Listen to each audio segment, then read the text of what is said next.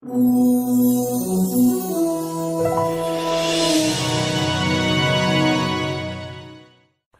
this is Jim Lutz with Quanta, and welcome to Achievers Club, and welcome to this edition of Black Belt Mind Training, where you receive world-class mind training that is applicable to all areas of life, to upping your game, whether that be in business, personal relationships, reprogramming your subconscious, learning to let go, and creating world-class results in all areas of your life. Black Belt Mind Training will bring you strategies, techniques, and methodologies that others pay tens of thousands of dollars for. So let's kick off this edition of Black Belt Mind Training.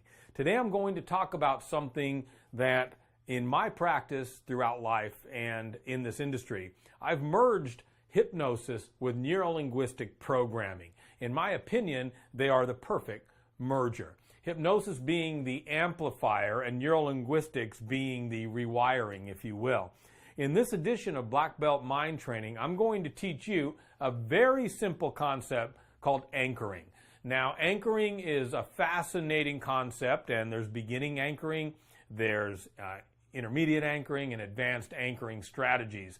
But I want to just share with you a little bit how anchoring works, and I'm also going to share with you buying concepts that are based on internal representational systems and how a person's behaviors and outcomes are tied to this.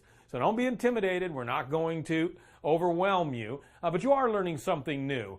In Black Belt Mind Training, we're going to bring you strategies and tactics that are a little involved. After all, you want to be the best you can be, so we're going to teach you advanced strategies. And you can absorb the information, learn it at your own speed. It's not a race. You're not in competition with anyone. You're just simply out to be as good as you can be. So let me talk a little bit about how representational systems apply and how people specifically interpret information based on past buying habits. In neurolinguistics, we call it auditory, kinesthetic, and visual as our primary three. Neurolinguistic programming will show people how to access these buying cues. So let me give you a real world example. Say that you're in real estate and you are a real estate agent. Would it not benefit you to know how a person purchased a home in the past successfully, so that you could apply that same state, if you will, that same level of communication, and ultimately that same outcome to the situation? Well, sure it would. Well, people's primary buying modalities are based in either being predominantly visual, predominantly kinesthetic or feeling, or predominantly auditory or hearing. When you establish an awareness of how they have made the same pattern leading to a purchase in the past, then you are able to craft your linguistics, your language, to match how that buying habit occurs. So let me give you an example. Somebody will walk into a house and they will say, I'm here to purchase this house and I'm a real estate agent showing it to them. I want to access their primary buying modality by asking a question. Tell me about the last house you purchased, or tell me about the condominium you last rented. By acquiring this information using active listening, not listening to respond, listening actively to listen and absorb the content that they're giving me, I will listen to the words they use. They may tell me, you know, the last house we owned was in Denver, and it just sounded like a good deal. It just sounded like somewhere I could raise the family. Auditory. Primarily, they are purchasing through an auditory representational system. Another example would be, when I purchased that home in Denver, it just looked like home to me. It just looked like the place of my dreams. Visual predominant representational system in that individual. A third person may come into the same situation and say, you know, it just felt like home. You know, I walked in and I just felt at home immediately. Kinesthetic or feeling representational system. So on these basics of NLP, now you know how that person processes information, either through primary visual, primary kinesthetic, or primary auditory. You can now use that information to craft your presentation or your sales presentation to that individual. If an individual was primarily auditory, meaning that they process through listening, then you may craft your sales presentation pointing out the birds in the background, pointing out the noise of the breeze in the trees, pointing out how the stereo system sounds as it's wired throughout the entire home. You're going to accentuate and display items of the home that align with their primary representational system. If it's somebody that processes and purchases kinesthetically as their primary, that's feeling. You may show how solid the walls are. You may show the beautiful granite countertops. You may show the solid wood floors. You're going to look at things that they can feel. You might show the texture of the carpet, things that they can feel so that you're aligning with their primary representational system, which is kinesthetic or touching or feeling. Now, if it's somebody that is visual, they say, you know, it just looked like the right place. You are taking in those cues of their representational system and then crafting your response to look at the view. Will you look at how big this room is? Will you look at how beautiful this carpet is? Now you're moving them toward amplifying the components of the house to what their primary buying or representational system is.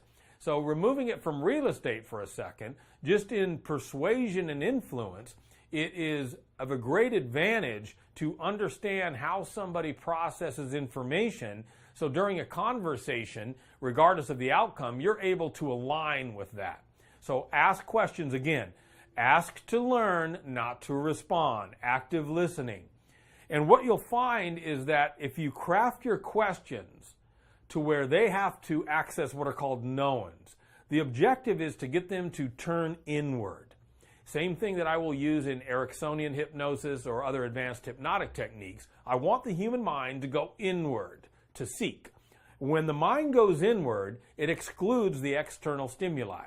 As the mind goes inward, it now becomes susceptible to suggestion, A, but also is accessing information that you can utilize to further build rapport and a conversational outcome. So ask a question that turns the mind inward. So a question that does not would be something like, do you like this menu? Do you like the color? That would be something that could be answered in a moment right there. Ask them a question using words such as imagine, or go back for a second and tell me about that first date that you had. That would be a situation that they would need to access and recall by going inward into their memory and pulling out valuable information that you can use on how they communicate and how you can establish communication much quicker with that individual by understanding more about them. So ask a question such as, you know, if I were to have you think for a moment about the perfect view from your home, what would that be?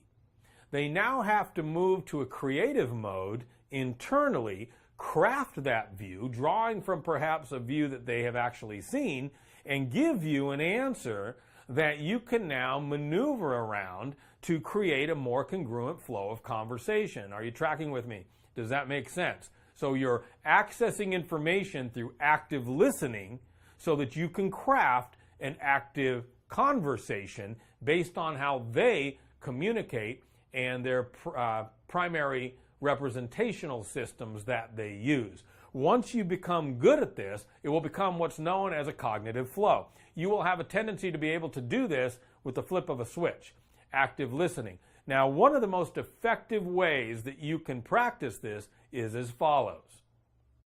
You know, as you move through life, you're going to be in different situations. You'll be in public situations with a few people, one person, many people.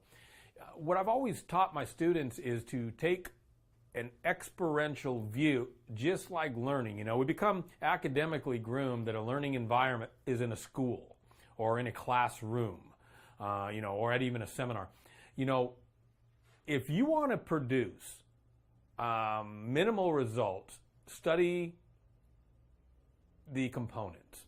If you want to produce maximum results from a monetary standpoint, from wealth building, from relationships, study people. And that's what Black Belt Mind Training is going to teach you, along with Quantum Leap relationship training. The study of people will give you a huge advantage in every area of your life. So as you move through all of your life circumstances, people move through just completely oblivious to what's going on or what's being said, because we are overstimulated through messaging and private messaging and emails today. I want you to become aware of human interaction and listen as if it's your rolling classroom, as if it is your classroom of the planet, if you will. You are around people, most of you, a lot. They have so much to teach you that you will now take what we're showing you on the Achievers Club, and you will apply it and learn from that experience. So what happens when you see people move very forward with these, very quickly with these techniques, is they're always watching and listening and learning, watching communication from all aspects. So I want you to, if you're at a restaurant and at the adjacent table, the waiter is communicating with the patron, I want you to listen closely. Listen to their responses. Is it kinesthetic? Is it auditory? Is it visual? Is it gustatory? You know, how are their responses crafted when they're communicating?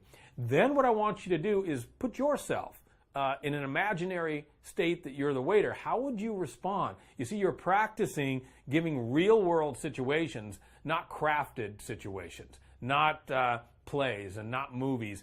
You're in a real-world situation to where you can draw. So anytime I'm out and I overhear a conversation, I'm actively listening to the way that they communicate, because now you become sensory aware.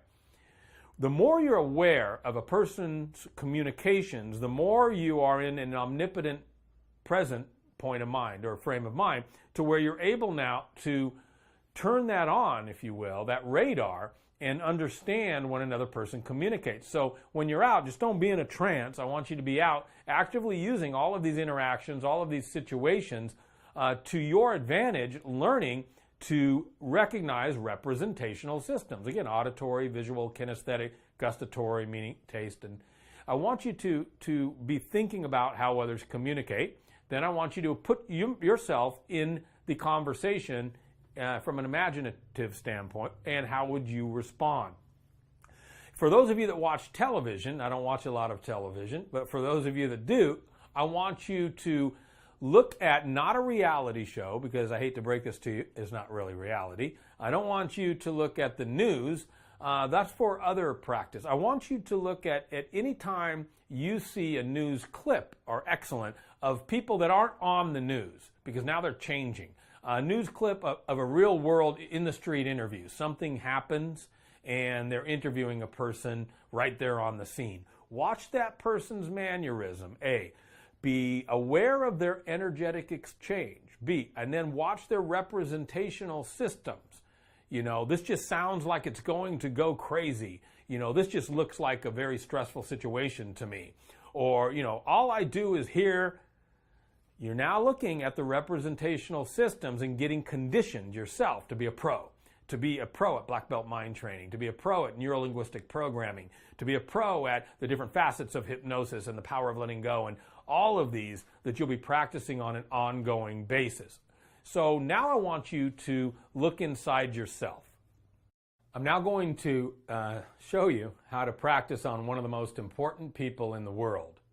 That's you. So we're going to practice on you before you take it to the streets and practice Black Belt Mind Training out there. You know, on a side note, as we move forward with the Achievers Club and Quanta and Black Belt Mind Training, here's what I'm going to do. I'm going to go into the streets, and I'm going to mic myself up with a camera and a microphone, and I'm going to show you how this actually works on real people, real scenarios, unrehearsed. So it's going to be exciting on future modules of Black Belt Mind Training as well. I want to show you real world experience. But right now, what we're going to do is we're going to allow you to go inward to better understand how your own representational systems work.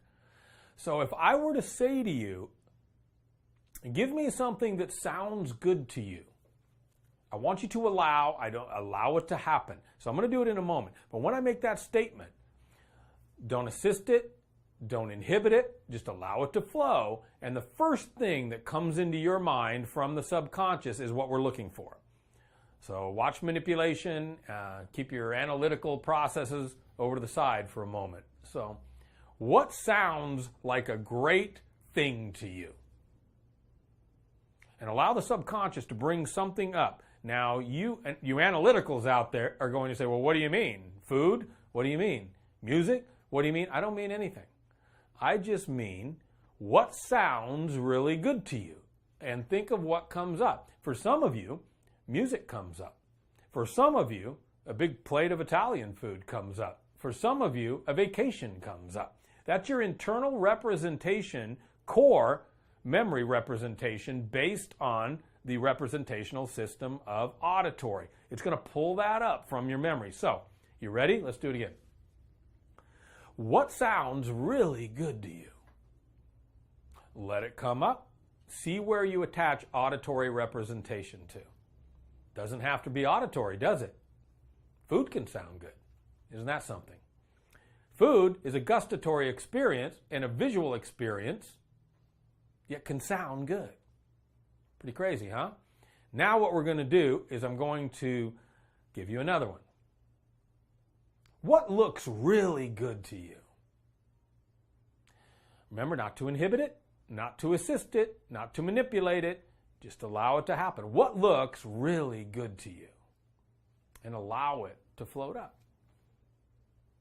For some of you, it may be somebody of the opposite sex. For some of you, it may be a vacation again. For some of you, it may be a new computer. Whatever flows up shows you an accurate example of how you process visual representational systems internally as you go inside. Okay? Let's do another one. This is a fun one. What feels really good to you? Okay? Just allow whatever comes up. Some of you, it will be one thing. Some of you, it'll be another thing. But what feels really good to you? Now, when you use kinesthetic or feeling, oftentimes you have a more kinesthetic thing that comes up. So you'll have a massage, or you'll have kissing, or you'll have relaxing on the beach, or you'll have something that has of a more kinesthetic association than thinking that food sounds good. So there'll be a crossover between the representational systems in some areas and more of a congruent specificity in another area when you're looking at it. And so when I say what feels good, what comes up? All right? Now you're going inside and practicing on your own representational systems. Now the next thing I want you to do is I want you to pause for a moment, and I'm going to ask you some questions.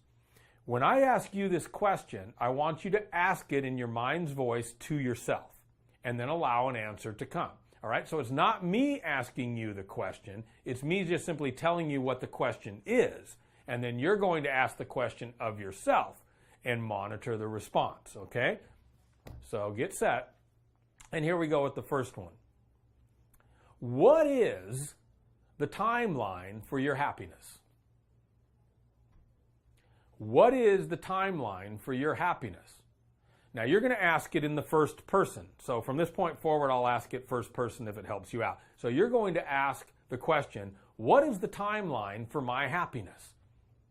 So if I were you, I would say, what is the timeline for my happiness? Take a deep breath and relax and let the answer emerge. Deal with what emerges. No manipulation or analytical intervention. Deal with what emerges. What is the timeline for my happiness? And allow it to process.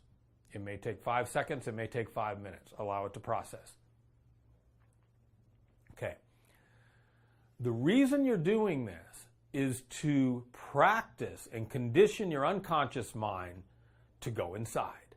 As we move forward with hypnosis training and neurolinguistic programming training, NLP, power of letting go, psychosomatic parenthetics, and other strategies, They are all predicated on your ability to go inside.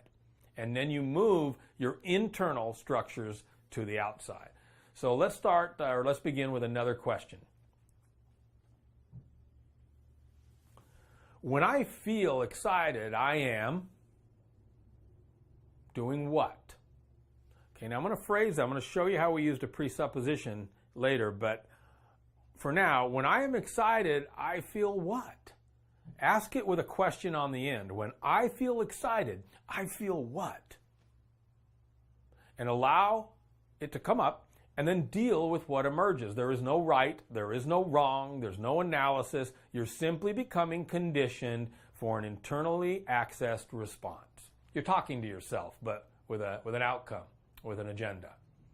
When I feel excited, I am what? And whatever comes up. Okay? Allow it to process, and we'll continue with the third and final question. I wonder what it would be like to look around and see something that I know is awesome. I wonder what it would be like to look around and see something that would be awesome. Ask that of yourself. I wonder what it would be like, in the form of a tonality of question. I wonder what it would be like to look around and see something that would be awesome. Now that's a very advanced internal questioning, because in there are multiple linguistic patterns that will initiate multiple responses from you at the same time. And you will deal with what emerges and what comes up. Very good. The reason you're doing this, again, is to condition your mind. I want you to think about a gymnast that stretches, or a karate guy or girl that stretches. The stretching of the muscles have a tendency to pull back until they're stretched enough times that the level to where they pull back becomes less and less and less. By conditioning the internal representations of your own mind, two very important things happen. You become more accessible to yourself, which is personal development, self-development, right? But you also become more aware of the conversations, the internal representations, and the outcomes that you desire with other people as you're using NLP in situations to make it a win-win and benefit both parties. So start practicing asking yourself questions with a non-specific answer. Okay? Think of questions you can ask yourself. Ask in the first person. Keep conditioning your unconscious with non-specific answers. The reason you use non-specific is your mind must search, your mind must craft, and your mind must access. We're going to see you on the next module of Black Belt Mind Training, with great things to come, not only from Quanta's Black Belt Mind Training and Achievers Club, but also from you, your experience of yourself, the experience of the world, and the outcomes that you desire. Thanks for joining me. I'm Jim Lutz on Black Belt Mind Training.